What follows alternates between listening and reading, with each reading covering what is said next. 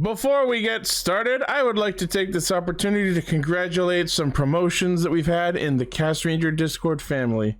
This week, we welcomed Seven and Multi as our new mods, and we welcomed Cadiant and Red Hood as new members of the trusted Castranger regular community. So welcome to everybody there.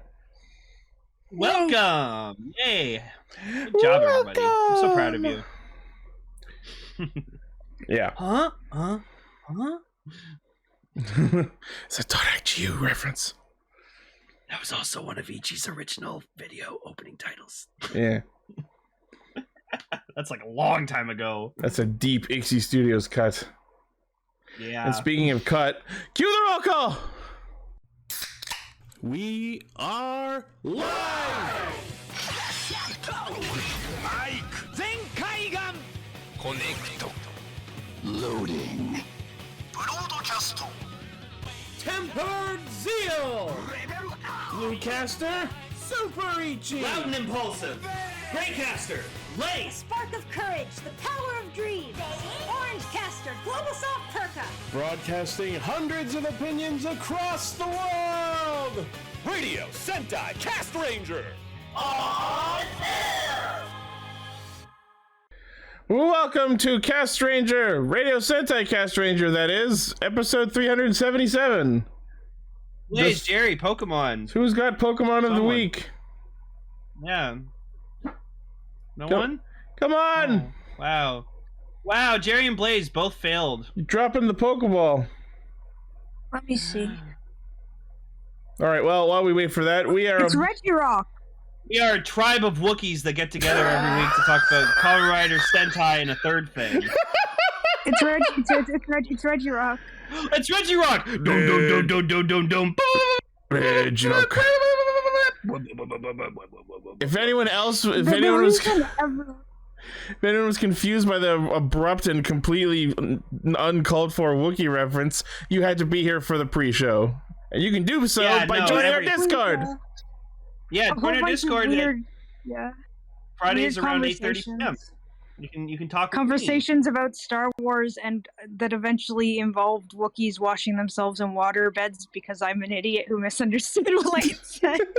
Well, no, if you have not seen Pokemon Lucario and the Mysteries of Mew, is such a fun movie. We get the Reggies. They are fucking awesome in that movie. Reggie Ice! Yeah, the ice one is my favorite.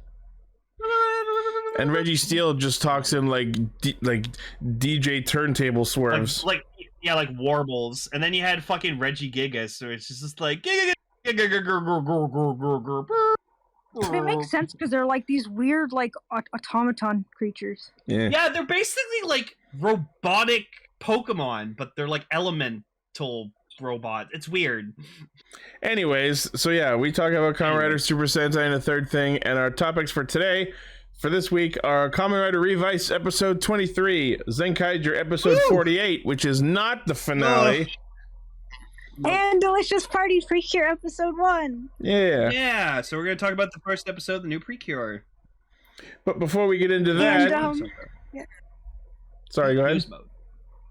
No, I was just going to say that I'm excited about that, and also there's some really cool news.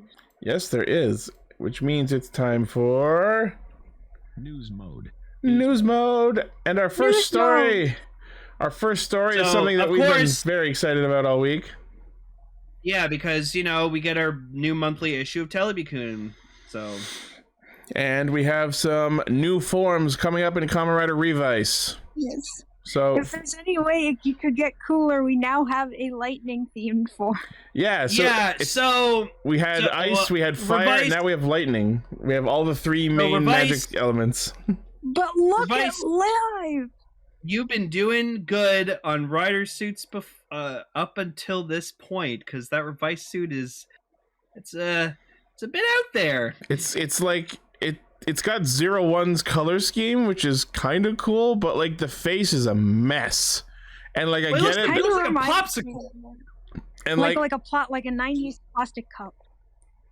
So like this is Kamen Rider Vice Thundergale, and it's Revice, just like Jack Revice. So it's them two fused together, which you can tell because those blue horns are clearly Vice's eyes. Yep. Oh, that's cool. I see that now. Where it's like they're two. It's like four eyes. It's like their eyes together. Yeah, the four-eyed Kamen Rider. Oh my god, they're the Articuno of Moltres and Zapdos. Amazing. Yeah, the three elemental forms. So yeah, with the power of electricity, it's okay. I mean, there's been worse, there's been better. It's very colorful, and like usually I do like very colorful things, but like I just like after seeing Jack Revice, nothing beats that for me. So just seeing this kind of, I'm like, but we have Jack Revice, and it's better looking. It's just like, if this is supposed to be the lightning colored theme, why is there so much red on it? And not even just the eyes. It's like in the shoulders, the chest, and along some of the boots. Oh no, ask George. It's just distracting. It's distracting from the primary color palette. Like leaving it in the eyes alone would have been fine because that's Revi's whole deal. But like having the red all over the suit kind of ruined it. I feel like it would look a lot better if it didn't have that. Actually, it's the revised pink because it's the pink from Rex Genome. Yeah, but we didn't need that. We can leave that back in his base forms. No, but like it's kind of just like, it's a new form for Revice, but there's a little bit of Rex colors, in there, a little bit of original in there. I don't know. Now, like, is this the super form or is this the final form? I don't know how we can qualify this. Maybe super form. This doesn't. Yeah, I don't think it's the final form. This really doesn't scream super form. Hard to say. Like this. Yeah, like that's right. Final this usually comes in the summer. This doesn't feel like the equivalent of like Kachidoki or any of those. Yeah. Considering it's also a fusion of the two of them, are they going to also get individual final forms, or will the final form be one that's always them together? Or? Because this and the last form have been Revice, and also because of their improving friendship, I'm pretty ready to say that all further forms are going to be them combined as Revice. Yeah, that would make sense. I think. Oh my gosh, that looks so cool. And that's the stamp. So the stamp is basically, it's like a T-Rex head, and it's just like firing like a blast. Oh, I didn't even see the head until you mentioned it, but yeah, it looks like a windmill. It looks like a windmill to me. Well, he's just shooting a beam out of his mouth because T-Rexes are known to shoot hyper beams. So I would call Cell that if I was there in person right now, Ichi, but I'm on Discord, so. Live might be have an even more interesting theme somehow, and that's a big deal because I really love anything to do with lightning. Yo, it's Godzilla. Entry for Pi got it. Nailed it. It actually is though, so we don't have to do the due to international copyright law thing. Yeah. And let's move on to the new live form, aka my new favorite form in the show. Of course it is. It is beautiful, it is angelic, and the wings actually become wings. Oh my god, like I'm not even angry that it's not technically blue, it's like cyan, but for like a holy bird angel looking form that kind of fits really well. It's the holy crow. Oh my gosh, that's the holy crow. So this is the Holy Wing Vice stamp. And Live uses it to turn into Kamen Rider Holy Live, and oh my god, Live. It's so good. It's great. I'm glad that the stamp actually turns the gun more into a gun. Yeah, like you can see it better when we look at toy scans later, but like there's actually a fucking revolver barrel and hammer on the top of the stamp, so that when it's in the two-side driver, it is like more of a gun, and I kind of love it. I know, Ichi kind of wants to get a two-side driver. I'm considering it. I can't fucking believe Toei managed to invent a stamp that literally flipped over my opinion on the two-side driver. Yeah. I hated that fucking belt, and now I'm considering buying it because of this. Yeah, and also the best part is it doesn't use the eeny, meeny, miny, mode chime. Thank you, you know God! What? It's a a very hard decision. I can't decide whether my favorite part is the like chest emblem that looks almost like a butterfly, the shoulder pads, or the freaking Precure sleeves. Yeah, the sleeves are great. The pants are great. I The love boots the are great. Like, sleeves. there's literally nothing on this suit I don't like. It's all good. It's like this is an And it would be apology for amazing- Hyochu Senki. And it would be amazing even without the wings, but look, it's got wings. It also has it's got wings. That It actually sprouts like bigger wings. open up when he fights. It's so good. And it does. You know what Holy Live is? It's like the paladin version of frickin' what was it? Frickin' Jin Burning Falcon. I was making jokes about Live being a fucking Dragon Quest paladin, and it turns out I was correct. Yeah. And what another thing this suit does that I really love is it does the same thing Ikazuchi did, where whenever it's a bird-themed form, the beak is like between the eyes on the helmet. I love that. Oh my gosh, you're right. No, it's a really good suit, and it's a shame because probably Evel's not going to get something as good as this or at all. I've been saying in our What if group he chat, does? I'm super curious, like what would happen if you did this in sword mode. I'm gonna headcanon name it Unholy Evil. Yeah, Unholy Evel would be pretty cool. Yeah, Unholy Evil. Oh yes, also I fucking called it. I knew we'd eventually get the live Evel fight. Yeah, So- they're separating somehow for some reason. I don't know, maybe it's the same way that they're able to separate Icky and Vice. I don't Maybe know. once they fight and resolve their differences, that's where Holy Wing comes from. I don't know. I think with what's happened in the recent episode, George is going to be stepping up his game. Holy Live! That's all I got. But yeah, no. So I'm not a big fan of the new Revice form. Like the overall like suit design is cool. I'm just not big on the color scheme because again, nothing's going to beat Jack Revice for me. I'm sorry. That's the best suit in the show, in my opinion. Yeah. Y'all. Well, I'm glad that we each have a suit that is our favorite. Yeah, I know. Like Emily's got freaking Bard Rex. You have Yeah, Holy I Live, don't you know have why I Rex. like Bard Rex so much. Yeah, good on you.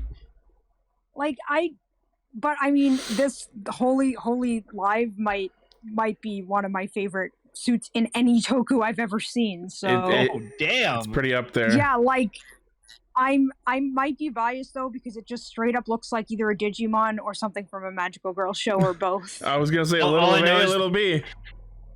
All I know is the figure art's going to be fucking gorgeous when it comes out. Oh, please come with like Man, extended imagine giant how wings. you compose that guy. Mhm. Also, I just want to say I'm really honored that you gave me the ghost fig art for no apparent reason. I still have the Like, ghost for progress key free. sitting here for you. Like for free, and your Kira Major drawing books. and I have a whole bunch of little like scale items, so now I can like pose him like eating Mentos Aww. or like Oh yes, the moon pies. yeah, the moon pies. Mm. I don't know. Oh, this is interesting. I'm reading the article here. It says for Holy Live, the visor of the helmet can go up, revealing the helmet's eyes. Whoa. Oh my gosh, that sounds Whoa. so cool. That's cool. Is that in a scan Oh, anywhere? we are has to living be. here. Oh, I think that might be it. In Yes. that one there? I just showed my friend Spectre, who is amazing and awesome, both forms, and she loves both of them. Nice. She has no context. She's never watched Kamen Rider, but she thinks both of the suits are really cool. That's great. She also asked, why is one of the items something look like it's from Splatoon? Oh, the rolling Oh stamp? yeah. So yes. So everyone can see it. Like, everyone Oh, can yeah. see it. Mm-hmm. yeah, there you go. There Yeah. it is Oh with the my mascot. gosh! Yep. That's cool. I That's love it. cool. He looks so done. So last week I showed that this cool drawing that this guy made of like what like Revice bat genome would look like, and so the guy came Sorry, I'm back being again. weird. No, it's fine. He did the Revice spider genome, and Oh, it's I pretty love on the point. spider on his shoulder. Yeah. Well, it's Vice. Yeah. Vice is the spider. Yeah, I know. It's Vice is a spider. Yeah, I think that's great. Yep. It's just demons in Revice colors. All right, let's move on to our next news story. Speaking of demons, the demon's driver is now out in the wild, and of course that means people have hacked all of the sounds out of it. Oh, Oh, no. yeah. Yeah, because you can like literally give it any stamp. So it seems, as we have found out from mining the sounds from the demon's driver, that there will be a demon super form called Over Demons that uses the Stag Beetle Vistamp. Over demons. And then the chime is delete up, unknown, unless, unlimited, Kamen Rider Over Demons. Demons. And of course, if you Cool. look at these videos where they hack the sounds, you can see all of the other vice stamps that are programmed into it, including several animals that we were not aware of. I'm not going to list them all, but our Discord will. Komodo dragon, wow. Yeah, Cool. Tricera, hedgehog. Whoa, Rafflesia, that's interesting. That's Hush. the plant that Yeah. Bioplume is based on. Hashibiroko, I don't know what animal that is. Omukade, bear. centipede. Anomalocaris, king crab, jaguar, crocodile, kurosai, octopus, whale, tsuru. I don't know what animal that is. Buffalo, Rafflesia, Hercules, which I believe is the Hercules beetle. Bear, kabuto, and kuwagata. There is a bear. There you go. There is a bear. But that means there's no owl! Oh, I'm sorry, G. Where's my owl wizard stamp? Oh yeah, the shoe You bill. gotta FF14 You stands! got- It's Emmett Selk! They this gave is- you like a really cool bird-based form to make up for it. Cramorant. Yes, they did. Hashi Biroko is a shoe bill, which for FF14 people who have played Shadowbringers, a very significant bird. Alright, that's cool. Moving on to our next news story. So we're getting closer and closer to the debut of Dawn Brothers, and they revealed a promotional image, or an image of the suits being used in the stage play, the Giroso stage play. And hey, look, they have human-sized forms for Pink and Black. Yay. Hey, look, it's what we could have had.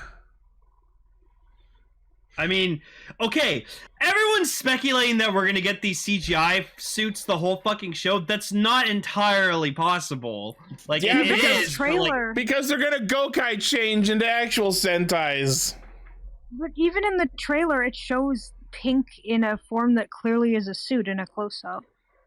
Yeah, but he's too tall, so they don't yeah, show and the the, whole re- and, suit. the, and the reason they gave Inu brother like fucking hands was like Oh, human God. hands was because like they have like a puppet of Inu brother, but then like he has like real life hands. Oh, he's a Oh, live God. hand puppet. That's cool. Yeah. Oh my god. Also, we did get like a magazine shot where we do see that Kichi brother turns into a male Riesel Pink. So, Yeah. that's cool. I thought that was just a weird Yeah, there you lighting go. and that it was red. No, so that's like an Inu brother puppet, and then he just has like they just have like human hands in the gloves to make it Extreme close up. I really like that, though. Oh, and guess what? I time for the show. What else I found out today from a promotional video that was posted in our spoiler chat was that the fucking morpher, it has goddamn air horn sounds. Yeah, So it makes yeah. I'm getting this morpher. I love air horns. It's like when the Dial Fighters did that. I tried to ignore it. Red, red, red, red. Blue, blue, blue, blue. Oh. Yeah, there's the video. I love it. Yeah. I haven't watched it yet, but I'm gonna watch it later. But like Ichi commented about the air horns, and I was just like, yeah. I love when Toei's trying to be Mimi, like keep up with the kids. All right, and the last news story I wanted to talk about was the announcement of the memorial edition of Gokai Silver's Gokai Cellular. Yeah, no, that thing looks fucking beautiful. And not only is it, but it apparently comes with a 2 Kaiser key. Cause of course, He's a fucking ripoff of Zenkaiger, so we might as well make a Ranger key for him. Yeah. And I love that the set comes with the 3 dead Sentai members. Yep. Because Dragon Ranger, Time Fire, and Aberite Killer, they all died. And of course, it also comes with the Gokai Silver Key and the Gokai Gold Key. Now, the only thing that'll save this release is because the problem with the original Gokai Cellular was when you, like, activated it to, like, scan the key, it made, like, that really loud grinding gear noise, and it was really annoying. So, let's see if they fix that. They probably did. It also comes with more buttons for background music and dialogue. Oh god. So we're just gonna get freaking guides going, Gokai Silver! Fucking probably. It has over 60 lines of dialogue. It also includes the Guy Ikari Super Sentai course, in which Guy passionately talks about various Super Sentai. Of course. I would not doubt it in any But way. don't we already get that? Except it's the Gar version. Yeah. The Yeah, Gar And I really Gar like Ikari. that. Yeah, the Gar Ikari. Ikari. He's the George of Sentai. He is. Yeah. He really is. The BGM button plays songs related to Gokai Silver, namely Gingin ni Ikuze and Kansei Gozyujin. Neat. Ooh. The Gokai Silver Ranger key is also updated. It is now painted metallic silver. Good. And it has an instant flip button. Of course it does. It would have to. Yep. Very excellent. And of course, these Ranger keys are compatible with the Memorial Edition Mobaretsu. Premium Bandai web exclusive 11,000 yen September release. Oh, so I retweeted it because my buddy Reggie retweeted that, made this, but if you've ever seen the Peacemaker opening theme song, he put the Peacemaker opening song to the Saber ending dance, and it Oh my fit goodness. perfectly. It was hilarious. I don't think I've seen it. Go watch the Peacemaker opening. Like, even if you don't watch the Peacemaker show, go watch the opening theme. It's really good. All right, neat. And that's news mode. Yep. All right, well, on to Revice.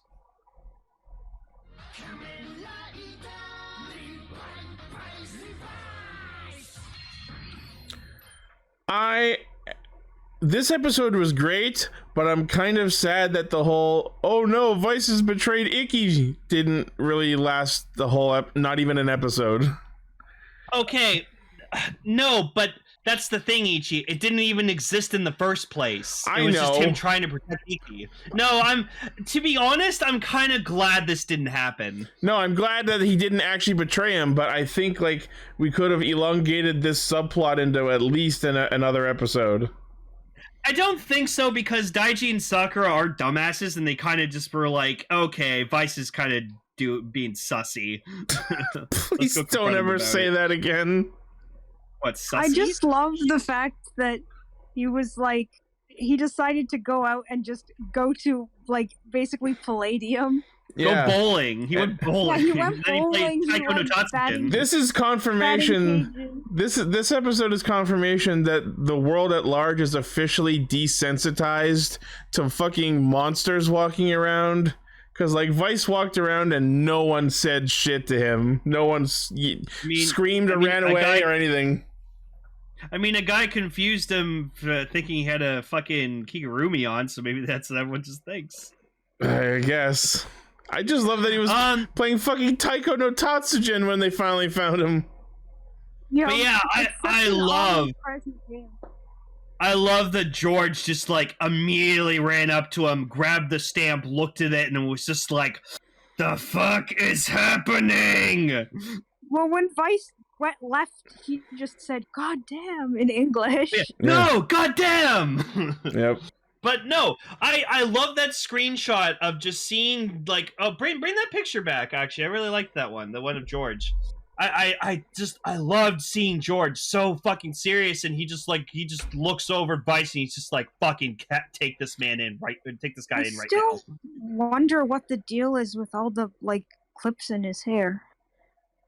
It's just a hairstyle. All right. So Vice, look at the seriousness in that man's face. His hair clips spell Ixie. It's a message to us. Maybe it's supposed to be Zio. Oh God, I don't know.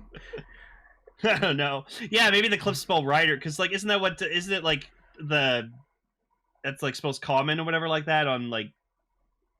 Oh Zio's yeah, head? yeah. Oh yeah, the same emblem as Zio. Oh, Oh, you they know might, what? yeah. That might actually be it. Yeah, They spell out the kana. I forgot about that because I blocked most of Zio out of my brain. No, because Zio's base suit was really clever with his design. So, anyways, so apparently, Icky's stuck like this. Yeah. And he Like just whatever makes the happened with the hashtag. rolling by stamp, it switched over so that Vice is now the primary host, and Icky is the demon living inside him. Although They just escape. Although I will say that, like, I don't feel they explored all their options. Why didn't Vice just stamp himself with the Rec stamp and see if Icky would pop out? That's a good point. Maybe they'll try that next episode. And also, Well, how the fuck does Vice have access to Icky's items and belongings and money? I mean, I guess they're technically the same person. It's just like how anyone can pull a fucking belt out of their ass. Like, No, but at least whatever. with humans, you're wearing clothes with pockets and shit. Vice is just a creature. How the fuck is he able to reach into Icky's inventory? Hey man, for all we know, freaking Vice's face mask is a fucking TARDIS. He just keeps like everything in there. It's like like Mary Poppins' fucking handbag. Oh God. Yeah. He makes his own hashtag Iki from the ear. Mimi Kata Icky Iki. for the ear. And then he goes hashtag nice Vice. Yeah, we brought didn't that he back. bring that up earlier? Oh yeah, that's a And callback. when he gets away, they just sort of like get sucked into the stamp and like fly. I away. love yes, that like, so fucking hard. He just stabs himself that and a then thing they away. Is that No. a thing they could do? I How did you also know you could really do that? I also really found it funny because like he pretends to like that he betrayed Icky, and so like instead of saying the line outright, he just presses the fucking stamp and it just says the line anyway. So I'm like, wait, how did the Weekend like program voice lines into the stamp? No. I don't think that. I think he actually said it, and then the toy version just uses that line because it was relevant. I don't think that was him pressing the stamp and the dialogue came out. The only thing that is, I don't know. The only one that is when he henshins later, he clicks the stamp and it's that whole switch one punch line. That one came out of the stamp. No, he pressed the stamp and it was close up on the stamp and you saw the stamp glowing with the Vice eyes and it was saying like betrayal is a demon specialty. No, he was talking at the same time. I'm 100% sure. There's I don't know. Although I will agree with you on the same argument because of later when the stamp says the switchy one punch thing and also the fucking Vice. I'm like, that's where I agree with you on how did they get his voice for it. Because we find out at the end of the episode that the stamp was sent by Weekend. And I'm like, what the fuck? And the one guy in Weekend, like the one who's like sort of the second-hand leader to the leader we see, he reminds me so much of that one guy from Full Metal Alchemist who like tries to who Chimera's his daughter.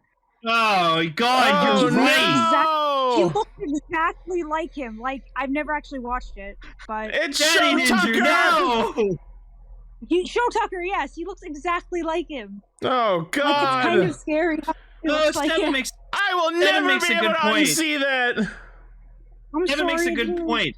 They've been observing like Icky and Vice the whole time, so maybe they just recorded Vice's voice. Fucking maybe, I don't know. I didn't mean to do that to make you not be able to. It's okay. I'm serious. But now I'm just thinking about make Vice say that I think Coolsville sucks. Okay. We also have to talk about like the. Can we just talk about like the end episode twist? How the leader of Weekend is fucking Karizaki? Yeah. So the leader of Weekend is supposedly George's dead father, Who was not dead. Did anybody else watch that? I did not see that coming. Anybody in the chat here a fan of Heartcatch Precure? If you've seen it, you'll know what I'm talking about. So it turns out that I hated my son so much that I faked my own death to get away from him. Well, okay. Listen. Weekend is an anti-Phoenix organization. He might not be trying to target George specifically. He's targeting Phoenix, but he might just want to kind of shit on his son in the process. I mean, George is clearly in on the ground floor of whatever the fuck Hideo is planning, so I'm pretty sure this is a I need to stop my son kind of situation. But like, I thought we were done with this whole father thing, and no, but still doing it. The difference here is the dad is the less of the two assholes. We don't know that. Well, that's where we're headed so far. God, it's so fucking obvious. It is him. Oh God! If they did a live action Full Metal Alchemist, that's who they would cast for that guy. Absolutely. Oh, it's exactly like it's kind of scary actually. Yeah. Like, oh God. I didn't watch all of Full Metal Alchemist, but I got far enough in the show to watch that episode, and man, was that fucked up. I don't think he comes back after that episode. No, of course not. You thought what fucking Ed and Al did was bad. He was worse. They're even doing a similar pose, like. Oh my God. That is kind of weird. I'm sorry. Hikaru, watch your back. I knew Daddy Ninja was up to some weird shit. Yeah. I love that, like, when the Ushijimas come into the spa and they see Tamaki standing there with zero dialogue between them. He just immediately assumes that he's a new hire instead of like, hey, he could be a customer. You don't know. Ooh, Seven, I like that. What if George has a twin brother? I don't know. He sounded pretty old. Yeah, he did sound old, but wouldn't that be an awesome twist if there was just two Georges? It's like, you know how we had Tank Joe and Gun George? Then we have George Karizaki, and this is Joe Karizaki. George is full-time, weekend one is part-time George. Oh God. Oh my gosh, no. Part-time George. No. Only available on weekends. So also we get a nice thing where we basically find out that apparently Aguilera told Tamaki to fuck off to kind of just protect him. Yeah. He's like, you know what, you can't protect me. I want to make sure you're safe, so I'm just going to keep you with the Igarashis so that you're safe and fine. That was sort of like the theme of the episode, was the lying or hiding your feelings to protect others, but it didn't seem that way in the last episode when she told him to leave. She's just really good at acting. She's just doing the fucking Tsundere thing. Tsundere. That's fair. Sorry. It's not like I care about your safety, Baka. When that sort of thing happens, they give the audience a bit of a clue that it's happening. I actually have there be like a little thought. I actually applaud Revice for having its characters actually not make that obvious immediately. That's honestly a very good point.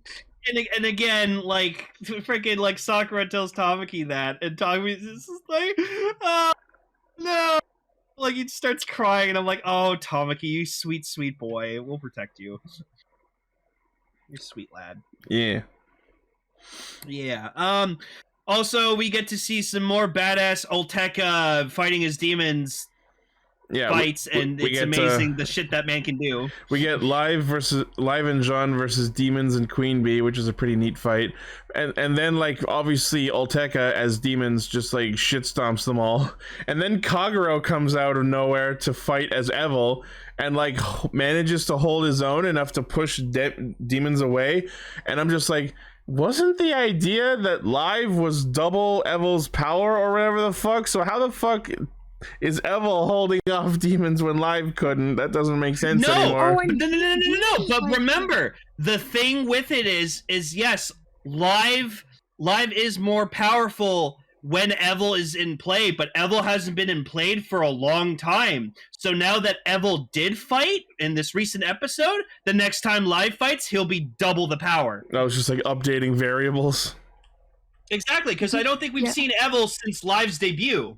Yeah. So, Demons did this really cool thing where he actually used like a spider web and then attacked with spider legs.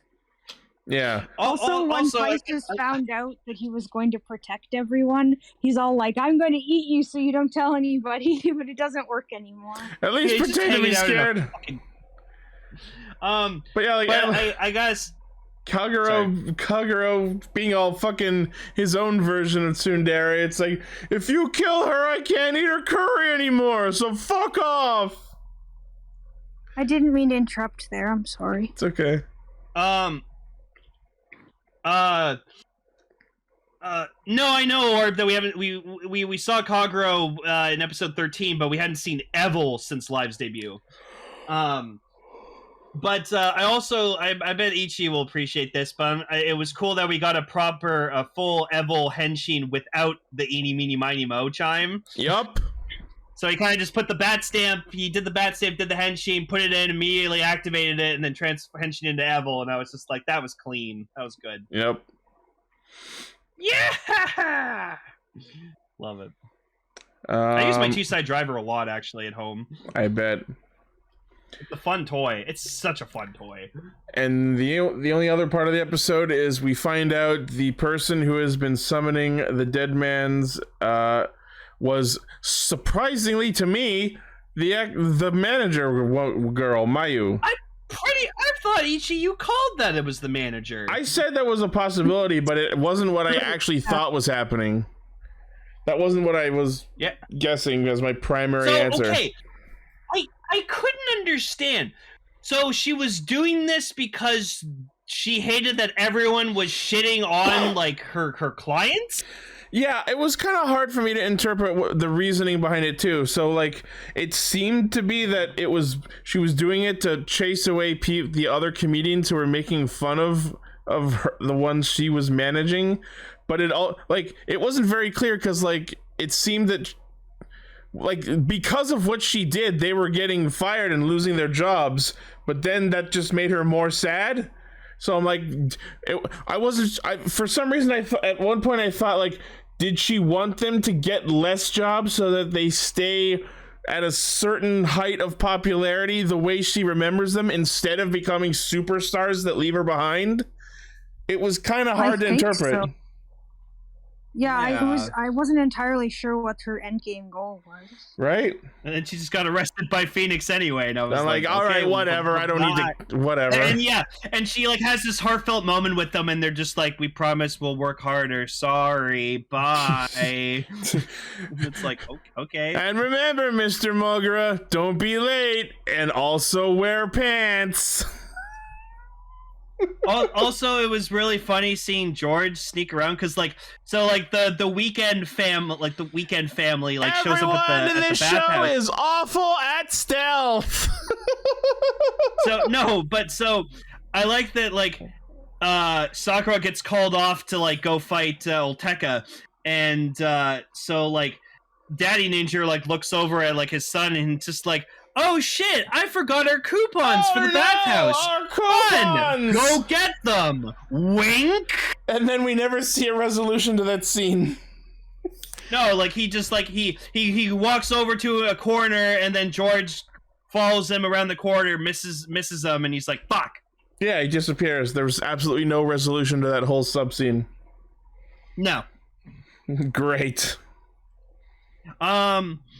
And then I also like that there was a particular line where rolling one for stealth.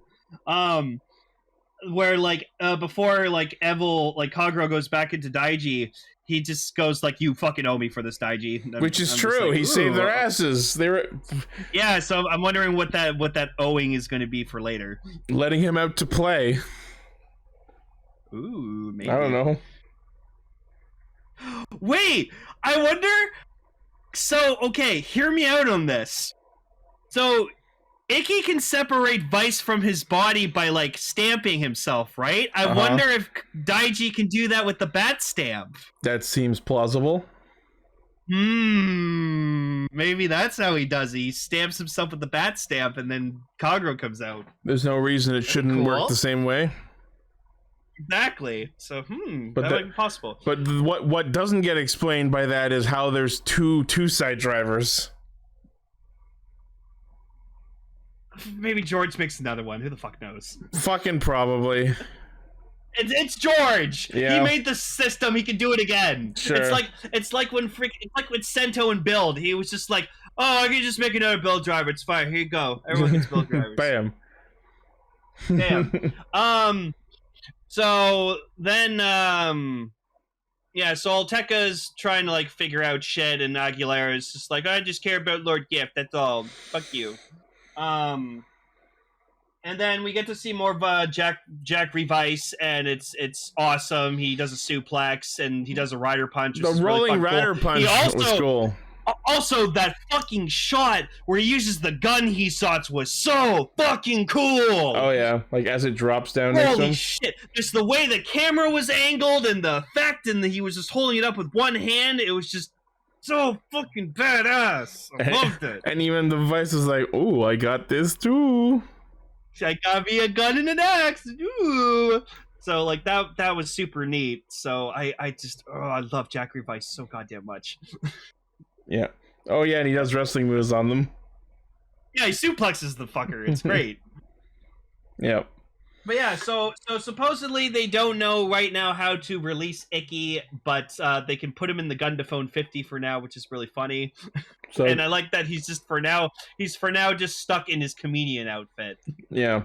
So he's gonna be like this for the next at least 2 episodes, I think, maybe. Yeah. Actually, no. Look, in the preview he comes back. So yeah, I guess they'll resolve it this weekend. No, but okay.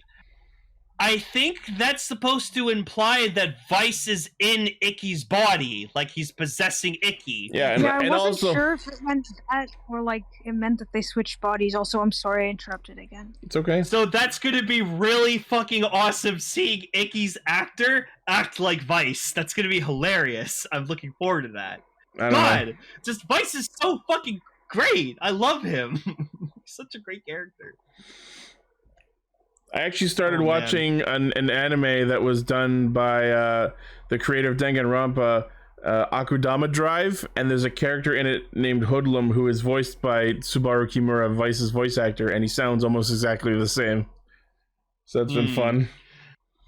Yeah, no, I can't believe that woman was able to stamp herself with 2 stamps like multiple times and not fucking like die from that or something. No, she barely even seemed to change at all. Yeah. If she made a contract to turn to stage 2, I picture it as like half and half. You know what I mean? Yeah, they kind of like fuse them together. Like half of her body would be one, half would be the other. I wonder if she'll become a Giftarian. Well, she got arrested by Phoenix, so I doubt we'll see her again ever. She was just like victim of the week. I don't see her being super important later. Oh, I can't wait to see fucking Icky possessed by Vice. That's gonna be so funny. If that's what's happening, I'm not sure. But yeah, so George's dad is supposedly still alive, and he's head of the organization that's trying to destroy Phoenix. And wearing a mask for some reason. Is he scarred? I don't know. No, he's probably just trying to hide his identity, and like probably Phoenix betrayed him in the past or some bullshit, so he's just trying to get petty revenge and blah blah blah blah blah. Did they say how his dad died? No, but it was probably some fucking betrayal Phoenix backstabbing bullshit. I like to imagine, like, in whatever situation happened where they thought he was killed, he was injured and has some sort of like facial scar deformation. You know what? I bet you George's dad was like the head of research for the gift stamp, and he was doing everything, and Hideo fucking just took all of his research, backstabbed him, got him killed, backstabbed him, face stabbed him, you know, the whole 9 yards. So he probably doesn't like that his son is working for the man who probably betrayed him, but like, for all we know, George helped betray him. Yeah, he's probably willing to throw George under the bus, for all we know. I'm pretty sure there's a vast amount of possibilities for why George's dad is doing this. I'd be willing to believe George was well intent on the betrayal of his father so he could snake his work and become the famous one himself. But, like, we don't know how long ago he was killed. I'm sure the details will all come in time. Yeah.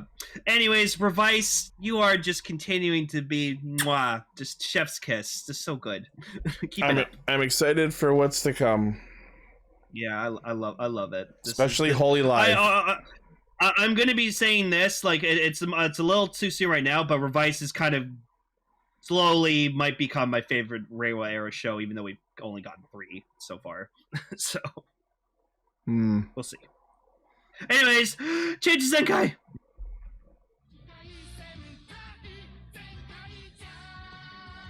Did you notice Zox and Stacy were in that shop scene in the opening? Yes. That was fun. Okay, so I gotta, obviously, the first thing, and I know because as soon as I saw it happen, I knew Ichi would just laugh his ass off, was just seeing them celebrate and then Sechain just drop to the ground. I was so scared. Like, I thought that was gonna be like the confirmation. Oh no, he like sacrificed himself, but no. It was just he's out of batteries. He ran out of batteries because he got too fucking excited. That was so funny. I knew Ichi was gonna laugh at that. But okay, so first off, 10 out of 10, Seichan versus Gege fight. That was incredible. I wish we got a little bit longer than that. See that. Can't believe they did that. Gege Bokuhouse just completely destroys him. I did not expect Bokuhouse to just bitch slap Gege. He spends the whole show. He spends the whole show simping over his pet bird, and one little betrayal, and wham! Squished into the wall. Well, okay. I think it was I think it was just an impulsive reaction. Like, then he does freak out a little. No, he goes, "Oh no! Shit, what happened to my dear sweet? Well, what happened to my dear sweet Gege? I loved him so much." And just the Zenkaigers are like, "Dude, you fucking killed him." But poor Gege, rest in peace. Yeah, he had nothing to do with any of this. Like. That was so unfair.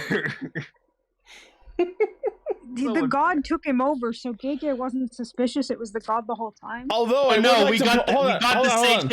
would like to point out that, like, yes, we know that the god, whose name we still don't fucking have, was like piloting Gege in for most of that, but whatever actual personality was inside of Gege didn't really seem to react too much to being possessed like everyone else who has been. So I'm wondering if maybe the actual Gege was like in on it. Maybe it was just more animalistic, like a dog or something. When the god possessed Flint came back and they were like, "Oh, what happened to you?" And she's like, "Nah." That's what I'm saying. But the actual Gege didn't have any of those reactions that everyone else who got possessed did. It like whenever it swapped, Gege was like, "Yup, I'm here now, and there's nothing wrong with that." And then we finally see Bokuhouse's true form, which is a tiny little guy with a chipmunk voice. Until he goes super. Alright, there's a lot to get through this episode. I fucking love that, like, the Zenkaigers get back to the final boss arena in the Toji Tendo Palace, and, like, Bokuhouse tries to dunk them through the stage again, and they're like, "Not this time, fucker!" And then they fly over it, and then they just start spinning the stage. Yeah, it really, you calling it a final boss stage, that was what I thought too. It really felt like a boss arena. I felt like I could take that shot of them standing in front of him and put like fucking RPG battle menus over it. Okay. Yeah. So I was thinking about this. So during the Zoc Stacy Barishitara fight, like I feel like they could have. This is how they could have written Barishitara better, because like they had Zox and Stacy being like the two to like team up to fight him and defeat him. So I feel like it should have been like Barishitara was like, oh, I was the one who like invaded Piratopia and took it, turned it into a Toji Tendo gear. Like he should have been the one responsible for that, for like trapping their home. I mean, I don't think that would have been justified well enough, because like, why would Barashitara have been the one in charge of invading that world when, as we see at the end of this episode, the process of capturing worlds in Toji gears is largely automatic and like simultaneous. It took over like every world at once. Just instantaneously, I think that was just the god who did that. I don't know, but like, I'm seeing a lot of talk from people that think that Stacy should have been the one to take down Barashitara himself, and on one hand I kind of agree with that, but on the other hand, him teaming up with Zox to do it is a perfect exemplification of his growth as a character, because like, he's always trying to beat Barashitara alone and was never able to, but now that he's finally accepted friends and comrades, the power of friendship prevails. And the two of them fighting in sync was really cool. Yes. Yeah. Stacy tanks. And I did enjoy that Stacy eventually just kind of got the lesson of, oh, I'm not fighting you and wanting to kill you for revenge. I'm doing it because, you know, I've found where I belong and I want to protect that. And I was just like, oh, Stacy, you've become fully developed. Well done, sir. And we also find out during that exchange that apparently Barashitara murdered all of his other children. Is he Ego? Yes. Yes. I rewatched that recently, actually. Kind of. I mean, I know he isn't actually him. I mean, like, it's kind of similar in a weird way. Yeah. It's like, all my other kids tried to No, my 900 plus wives! I killed all my other wives, so all my other children tried to kill me, so I killed them instead. That's a lot of murder. A lot of murder. Okay, so then what happened was, I love the excuse that they had to have to fight the final boss in a fucking quarry was like, I'm gonna summon us to Rock Me Mountain Topia. And it's like, oh my god. Oh they're man. back in the quarry and just he starts to use their own the themes of each of the Zenkaiger. He uses the combined cannons from the series that each of the Zenkaiger's powers are based on. That was a nice touch. Dude, when he busted out the power cannon from Mighty Morphin, I was like, hell yeah. That was so sick. It was kind of it was kind of cringe hearing Boko out scream "go" and all. Oh my god! And then he fucking finishing off Kaido with his family. Boko Gotcha just being like, Boko House kicks the Go Rangers fucking rugby ball, and then we see clones of Kaito's family just fly through him, and I'm like, what the fuck? It was I wrote down specifically basically to ask you guys what the heck was going on there. Apparently Go Rangers Hisatsu involves shooting family? I don't know. Gar needs to be here to explain this one. I don't know. But then what happens? All of their gears are broken and they can't transform. But because of the faith and the idea that they weren't the first and that they won't give up because none of the other teams did, they still do the transformation poses even though they can't transform, and it was so cool.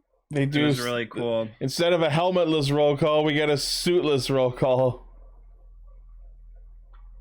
Yeah.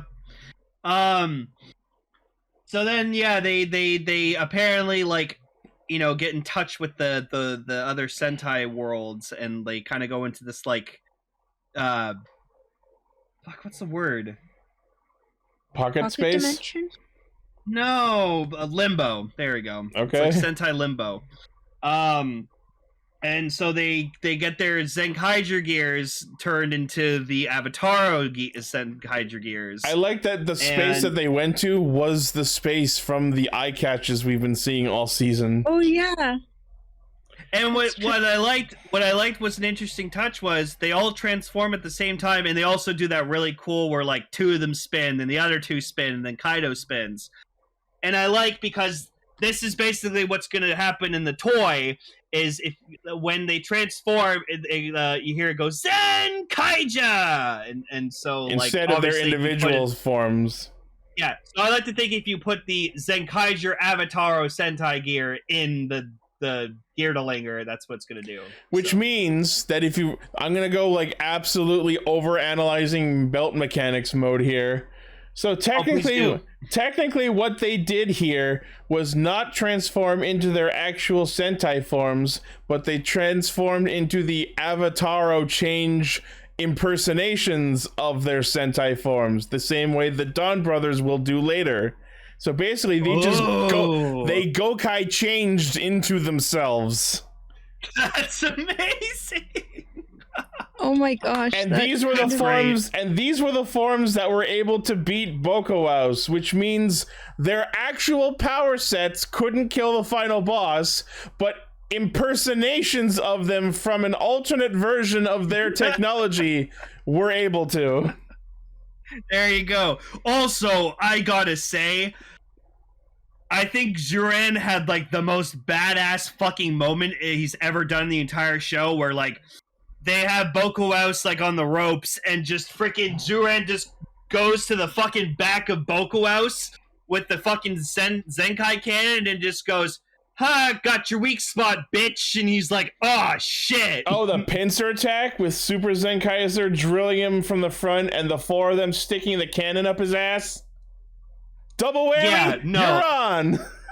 No, that was the most badass moment Zoran has ever had in this fucking show. Like, this man is the GOAT of this entire series. As we've been saying since literally episode 1. He is Sentai's dad. Like, he's the best father figure. He's a father figure to all these guys. No, he's not. Because I realized the last time I said that's why the last time I said that I said Sentai Daddy, and I meant to say Sentai's dad. He's Sentai's dad. So, no, just so great. And then we find out that also apparently Kaido's mom was in Sushitopia the whole time, and the dad was just like, I thought about sushi and was like, I'm gonna go to Sushitopia. No, the god told him where to go. Clearly, it was divine intervention. Also, hey, God's evil.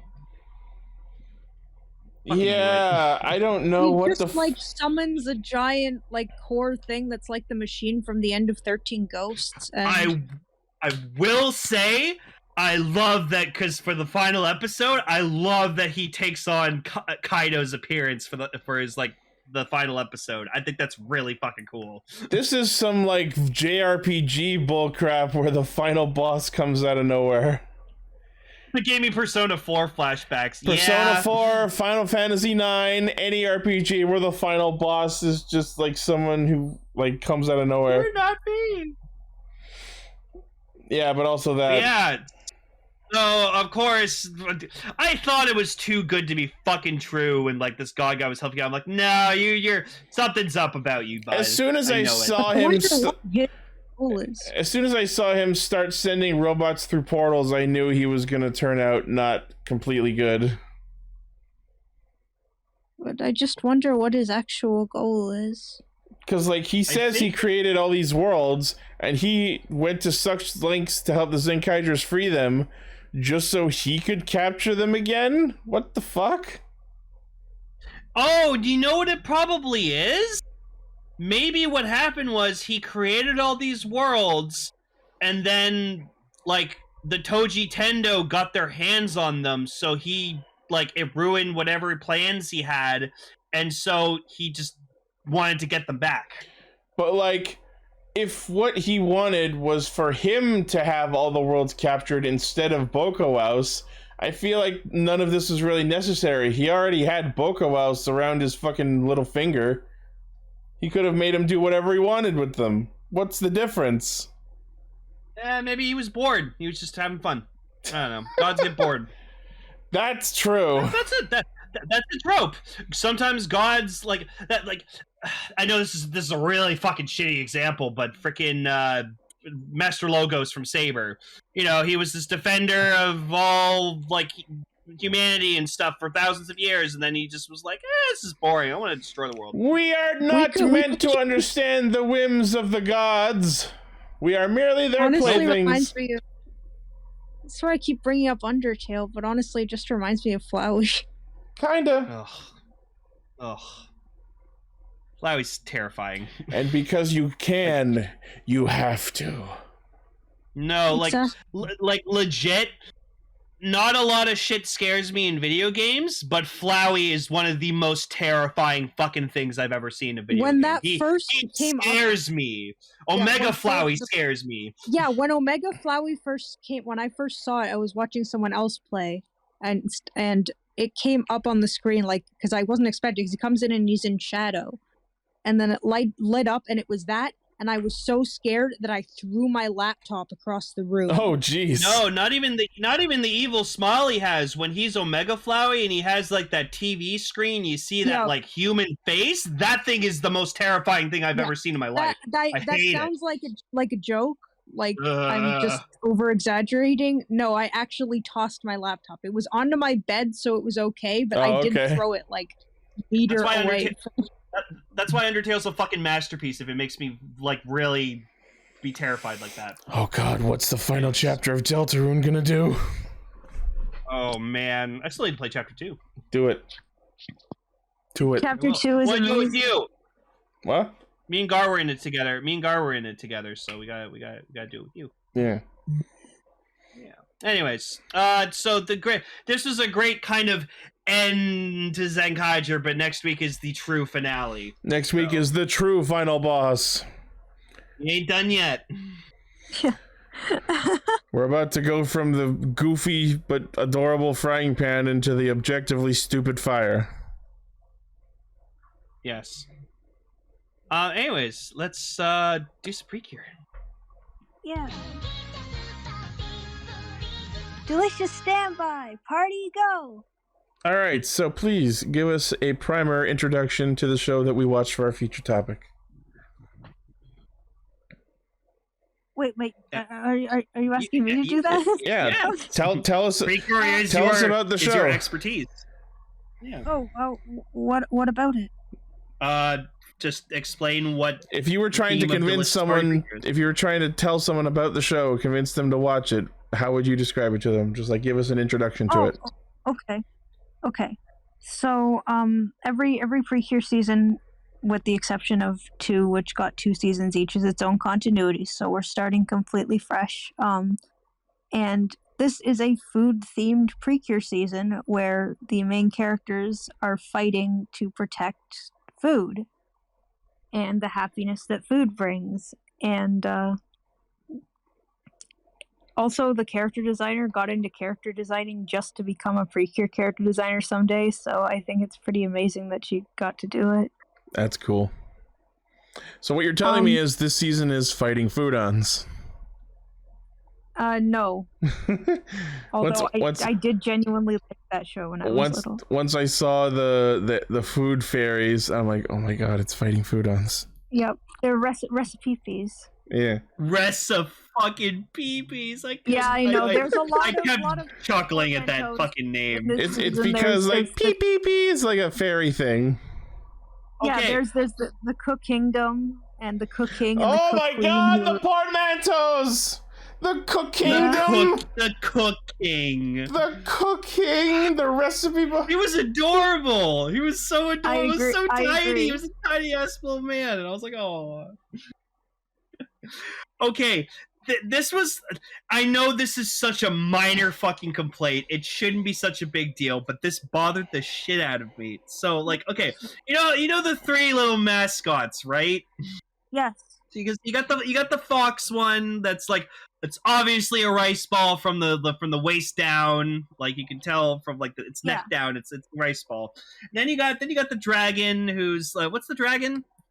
The dragon is named Mem and is a noodle bowl. Okay, so yeah, the dragon's a yellow noodle bowl. Because Chinese dragon. It really bothers me that the blue Precure has a fucking mascot that's not blue. It's this brown dog thing. I get it. It's supposed to be a sandwich, but like they're like, oh, let's give it a little blue tie, and that's the blue. Because like you see the blue Precure, and then you just see like the mascot like trapped, like attached to its fucking suit. It's just this brown thing attached to this blue character, and I'm just like, ah. No, that's actually a really interesting like complaint to have, because like, so you're okay with the fact that Kome is more white than pink because rice is white? Yeah, it's like a pink, light pink. Pink and white are closely associated colors. It's a really light pink. It's really light pink. Yeah, but like, just like I get it. It's supposed to be a sandwich, but like, yeah. So she's supposed to represent like, man, I can't say this without it sounding weird. Like the meat in the sandwich. it's like a meat bun. Wait, so the blue Precure's mascot is a burger.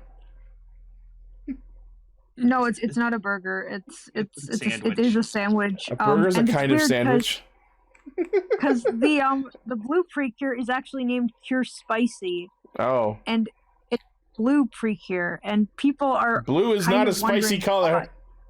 Yeah, people are kind of wondering why blue spicy. I have a bit of a theory that it might be that she finds, like, because she seems to like not find joy in food right now, and I'm guessing before her debut she's gonna like find the spice in it, and that's why she's Cure Spicy. But it's still weird that she's blue. Yeah. But then we are given, which like, so weird, such a weird character, but probably the best character in the show, Rosemary. Captain Fucking Rosemary, man. Rosemary. He's oh man, one of the most interesting characters that Precure has had probably ever. They were entertaining. A sort of scout ranger from the Cook Kingdom who goes in to find people who can presumably become Precure. Devin, I wasn't sure if it was okay to say it, but yes, like I could just tell how really gay that man was, and like that's obviously fine. Rosemary seemed like a non-binary individual of some sort. Yeah, there's actually been rumors that he is not a he but a they, but we have no confirmation on that, and I'm pretty sure that Rosemary is male. You're pretty cure. I mean, Rosemary's voiced by a male voice actor who I actually recognized as the voice of Naotsugu from Log Horizon. That's random, but voice acting. I don't know if anyone can put up like a screenshot from like the first episode, but like I loved when like he kept making this freaking face constantly. Like she'd like keep looking back at him, and it's just like, "What are you doing?" He was just like, eh. "I have no idea what's going on." But one of the most interesting things about him is that he actually has fighting capabilities, and he also has the ability to transport them to a pocket dimension to fight, which is not normally a thing in Precure. Yeah, that was cool. I like that. Yeah, I really like it too. It felt like fucking action fields from Yu-Gi-Oh! Arc 5, or like digital fields in Digimon Tamers. I was gonna say it reminded me of Digimon. And then they've done sort of similar things, but never to this extent. And then she just kind of wills herself into the dimension, and he's like, "Wait, how'd you do that?" And she's like, I just did." I mean, all he said was that all he said was that no one could get out. He didn't say people couldn't get in.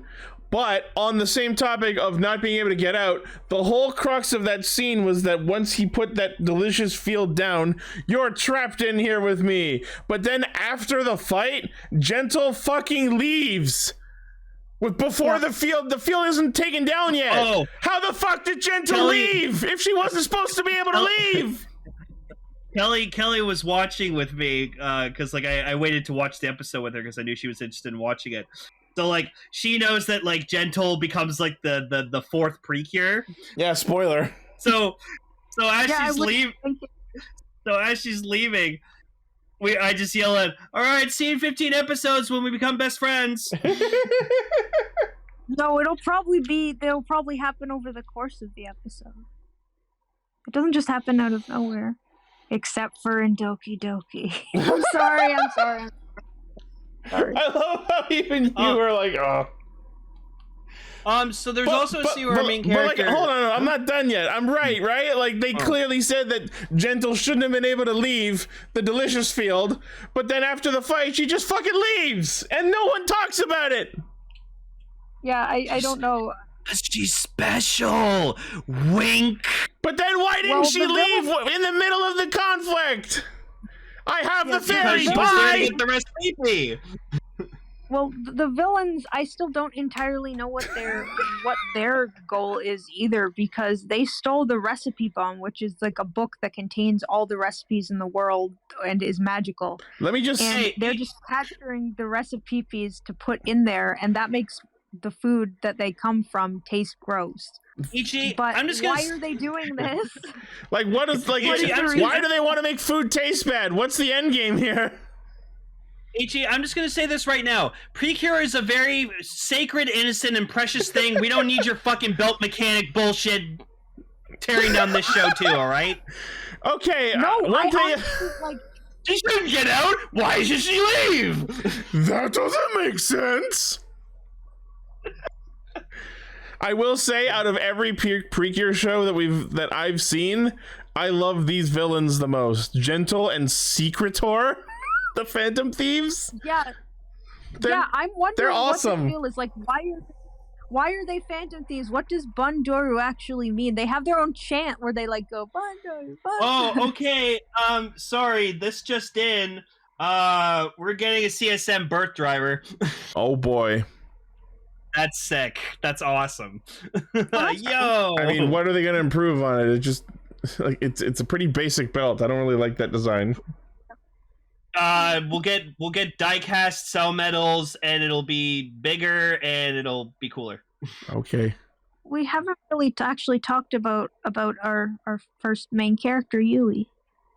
Okay, so there was a scene with her that I really liked. She loves those hamburgers. She is a jelly-filled donut. That's what I meant. A gluttonous AF little girl. Well, no, because the childhood friend described her as that. It's just like, geez, this gluttonous person over here, and I was like, whoa. Because she eats so well, she has like incredible agility and strength, which she shows by saving a baby from flying down a hill. Why is that street so steep? Because Japan has really steep roads. That's terrible city design. No, Japan's like San Francisco on crack. Yeah, it has a lot of weird inclines. A lot of weird inclines. I would not want to bike in Japan. Like, Jesus, put up a guardrail or something. So, okay, there was a moment where, like, she saved, like, because we meet our other two Cures. We meet Cure Spicy and Cure Yum Yum, which I'm just gonna still say I love Cure Yum Yum. Yeah. It's great. We just very briefly see their civilian forms in this episode, and it's kind of cool how they're working them in there, but Cure Spicy's not going to debut till episode 4, so they're doing a pretty slow pace this time. But there's a scene where Cure Cure Yum Yum. It's great. It's the greatest name ever. I like how you're having this breakdown, like after we all had this breakdown when it got revealed. I died. Yeah, no, Cure Yum Yum. It's great. I can't wait to hear her say it. So Yui talks to Yum Yum. to Cure Yum Yum, and so there was a scene where I feel like they should have reversed what she says to her. She goes, "Are you okay?" And she's like, "Oh, don't worry, my food's in this like precious container. It's fine." And she says, "No, I was asking if you were okay. I think it should have been the reverse, where she was like, 'Are you okay?' And she's like, 'Oh yeah, no, I'm fine. No, I was asking the food if it was okay.'" No, it was supposed to show that Yui doesn't just care about food. No, but I think that it was a missed opportunity where she loves food so much she even like kind of like acknowledges like the feelings of food. So you think it's more important for her to be funny than to her to care about other human beings? Real fucking nice, Lane. Not at all. I just think it would have been a funny ass thing where she like cares about the food a lot too. That almost would have been what you'd expect, but instead she does in fact care about her. Haha! Expectations subverted. But in a way that makes sense. Like, you're thinking like, oh, she just is a glutton who cares about food, but no, she cares about people and food, and that food brings smiles. And also, this is sort of interesting. This season has an omnipotent narrator that is heavily implied to be the ghost of her dead grandmother. Whoa. This is the only series so far that I have seen that does anything remotely like that, where it's like a storyteller telling, like almost like Tassel did. But it's heavily implied that it's her dead grandma who told her that food brings smiles. It's the same voice. Apologies to keep going back to FF14, like but they do that too, where the narrator is a character. Yeah, because she had like a treasured memory when she was like crying as a little girl, and some person gives her a freaking rice ball, and it's like, oh, it's a grandmother, obviously. Yeah, we keep getting little flashbacks like that too of her grandma in the episodes coming. So I'm wondering. I was telling Kelly because I told her about like, yeah, we watched like the first Precure series, and like one of the two Precures, like her grandmother was like she knew what was going on with them, and so like we were talking about this theory where like, oh, maybe her grandmother used to be a Precure, and then Kelly was like, we should just get a Precure movie where like all these different Precure teams' grandmas just team up as a team of Precures. I mean, it could happen because we have Cure Flower, who is also main character's grandma. Yeah, that'd be sick. Yeah. I want to see that. Yo, Cure grandmas. The Cure grandma, Cure grandma Malik.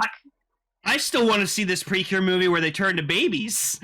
Yeah, there's a Precure movie where the gimmick is they all turn into babies.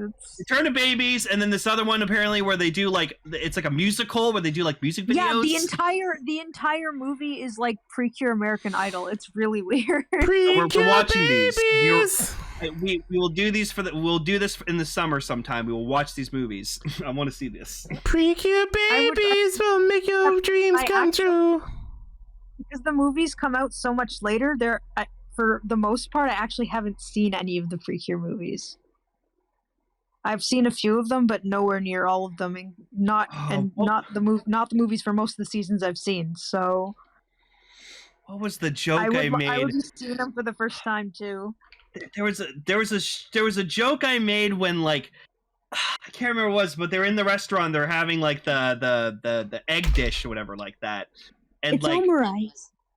Oh yeah, like, and so what happens is they like capture the recipe, and that's themed after that specific dish, and like it turns it so like all the foods like it's all crappy, so all the people don't like the food. Yeah, I can't remember the joke I made, but it was really funny.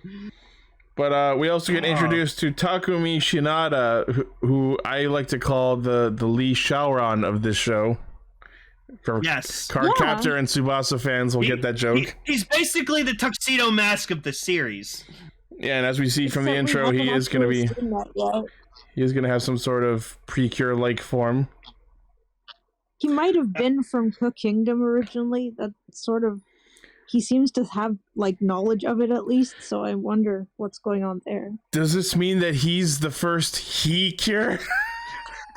Okay, come on, Seven. Oh my god. Confirmed he stands. Because of the hoodie? Oh my gosh, it's because of the hoodie. Oh god. It's a combination of Seiji, Shaoran, and Sans. He's a he-cure. Now you'll never unsee it. Oh no! All right, let's coming up today. So I was gonna say Rosemary reminds me of Mettaton. let's get into the henshin sequence for Cure Precious because it was actually pretty neat. Okay, so you know how in She the early eats the parts. mascot.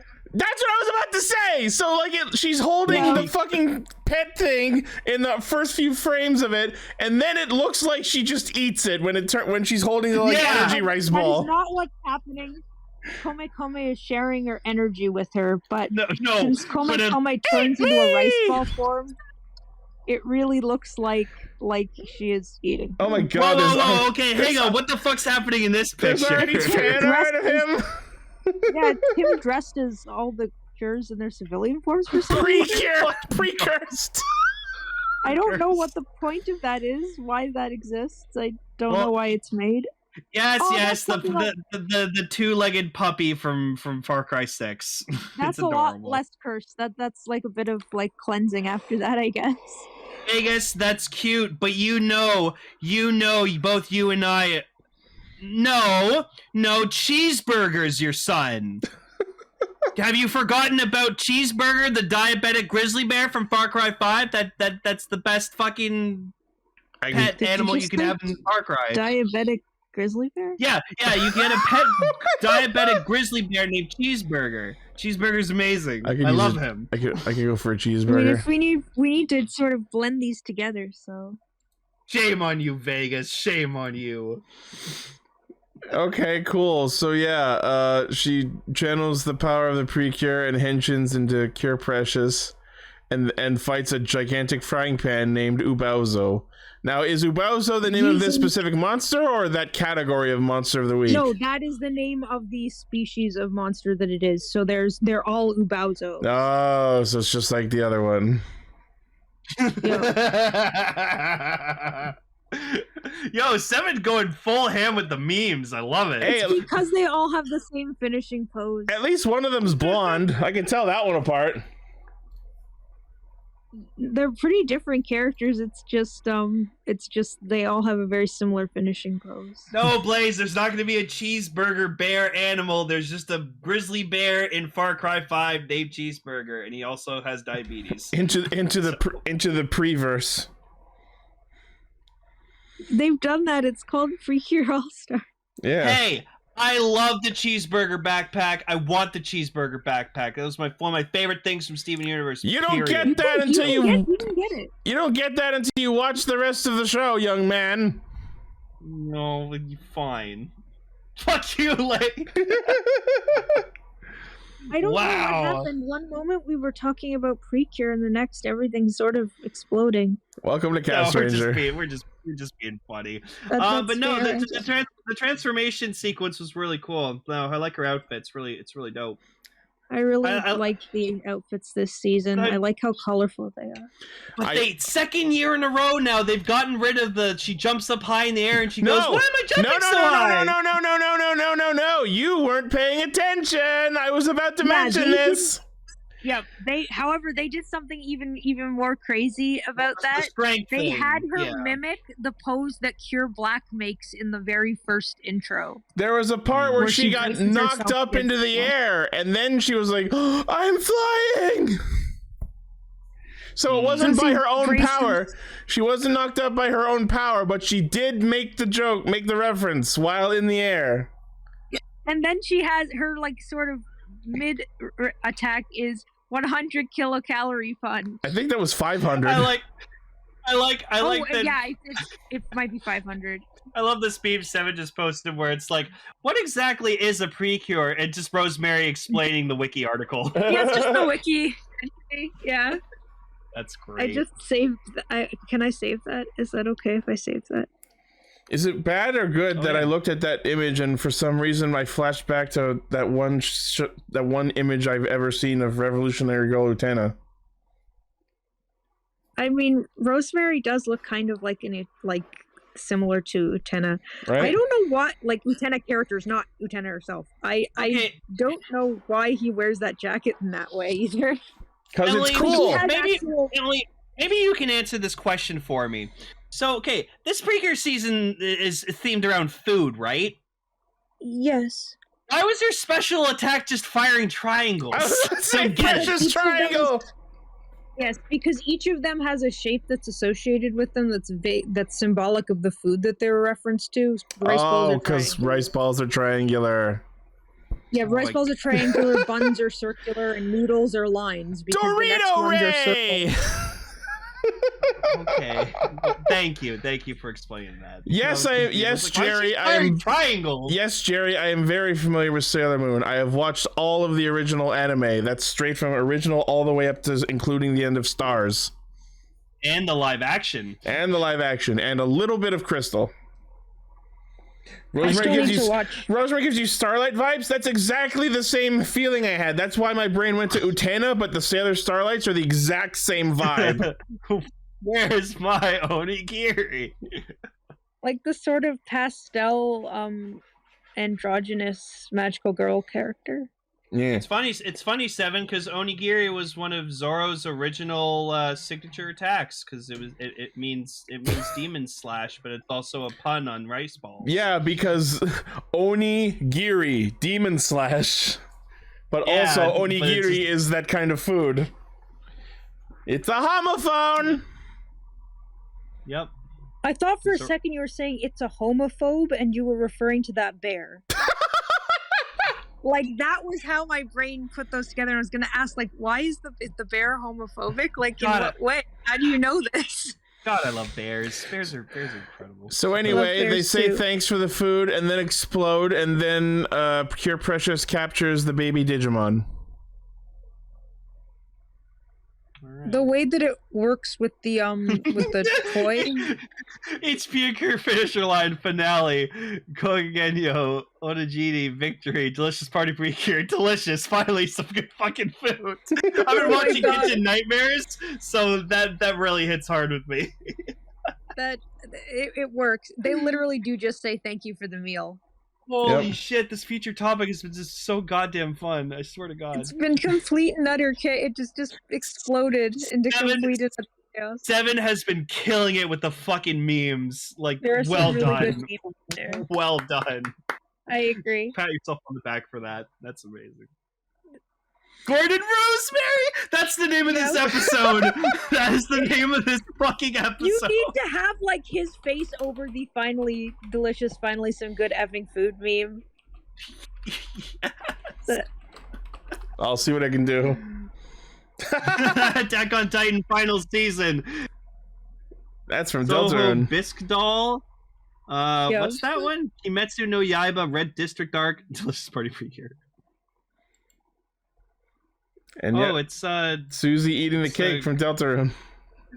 Oh my god, that mouth is terrifying. She's a monster. No, I get it, but like, she just doesn't emote that much. As far as I've seen. Welcome to character development. Play chapter 2! I will. Yeah. But yeah, so interesting first episode. I enjoyed Rosemary a lot, and I'd like to see him more. So. Yeah. Well, from what I'm hearing, I guess Rosemary doesn't fight so much.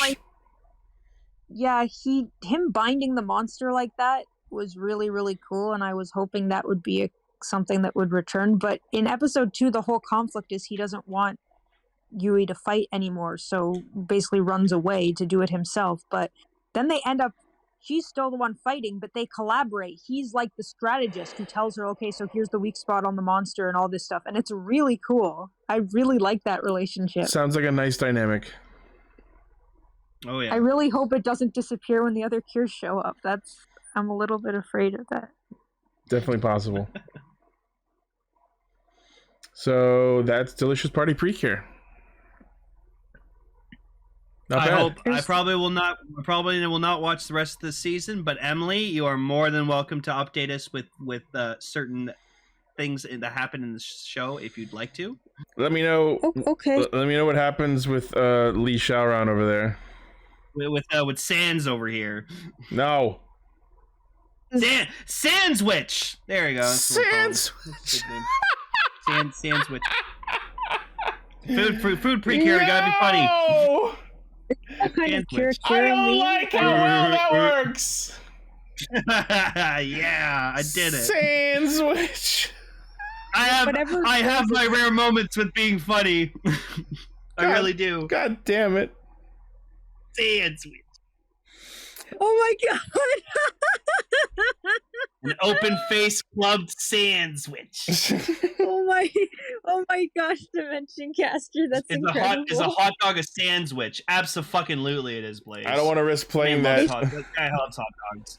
Basically, there's another character from one of the other seasons, Happiness Charge, who loved rice so much that her attack involved singing a song about how good rice is.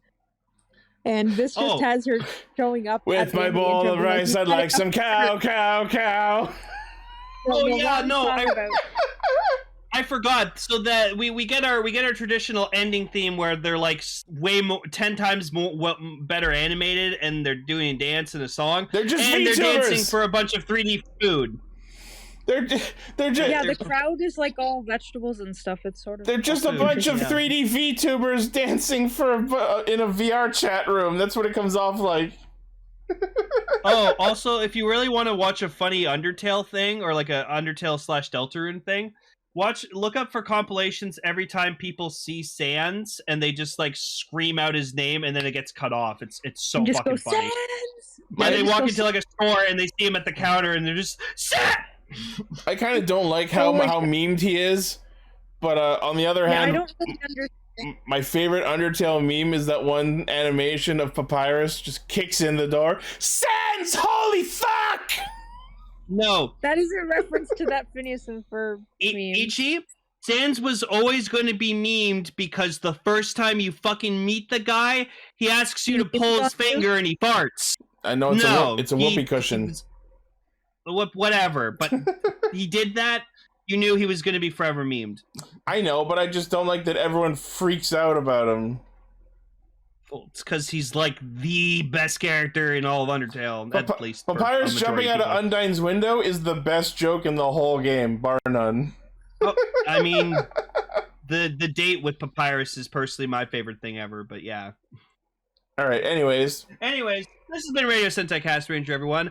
Kikai, Radio Sentai Castranger. So, of course, since next week is the Zenkaiger finale, we will, of course, be talking about our overall thoughts on Kikai Sentai Zenkaiger. Mine will be brief! I mean, I have a lot to say about it. Alright, so until then, thank you all for listening, watching, liking, favoriting, sharing, subscribing, hitting the bell, and being awesome. Primary source of our hijinks is castranger.podbean.com. From there you can find our Facebook, Twitter, Discord, Patreon, merch store, all that cool stuff. Yes. Yeah. Also, Blaze, it's okay. Not everyone needs to like Undertale. But you should. I think you should. It's pretty good. It is pretty good. Thank you for listening, everyone. It got kind of chaotic, but like in a good way. And stay Precure.